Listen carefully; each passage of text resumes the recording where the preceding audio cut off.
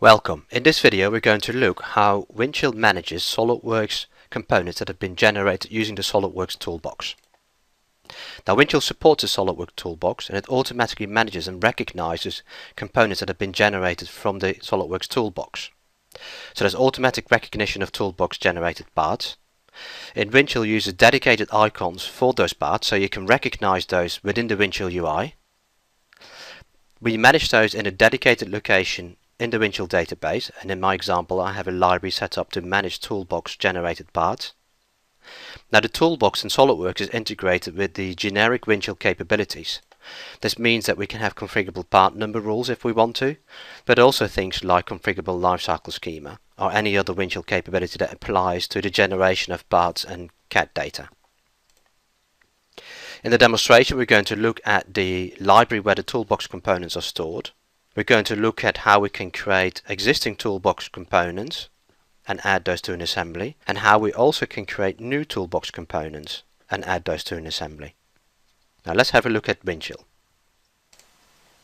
So here we are looking at the SolidWorks Workgroup Manager for Windchill, and under my recently accessed I have access to the assembly that we're going to add the Toolbox components to.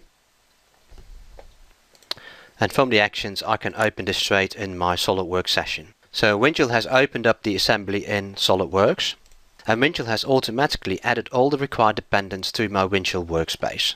All my Toolbox components are managed in a library called Standard Mechanical Components, and in here I have a subfolder called SolidWorks Components. But in this folder we manage all the SolidWorks standard components, including the components that have been generated using the Toolbox.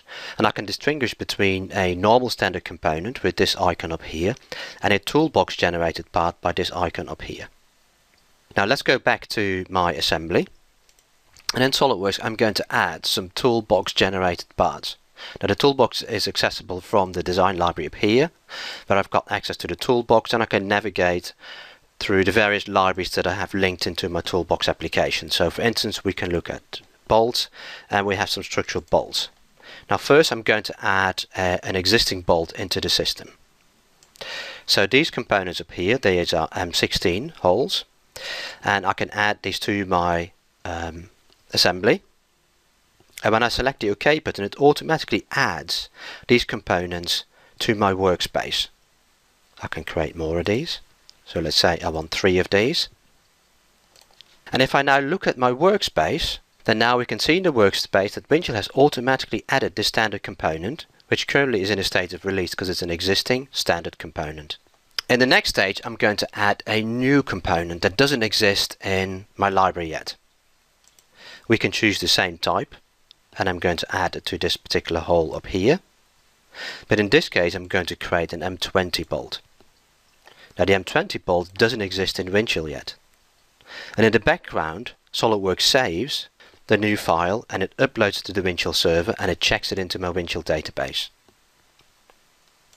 If I want to add a second one of these, then we can just add them to my assembly and it doesn't have to create that again. So if we now look at the workspace, then now we can see that in the workspace we have the M20 as well as the M16.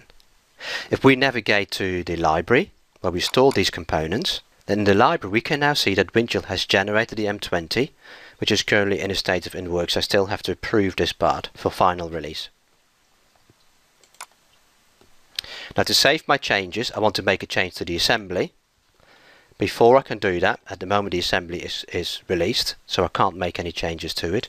Before I do that, I'm just going to revise the assembly to a new revision. This automatically gathers the Windchill part that we use for the bill of materials and also the SolidWorks drawing.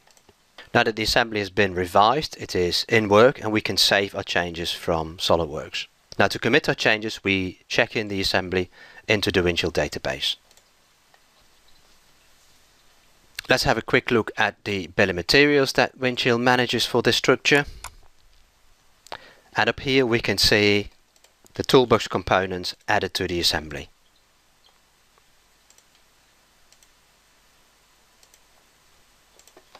Thank you for watching this video, and here we have seen how Windchill manages a library of Toolbox components, We have briefly shown how we can add existing Toolbox components to an assembly and how we can add new Toolbox components to an assembly.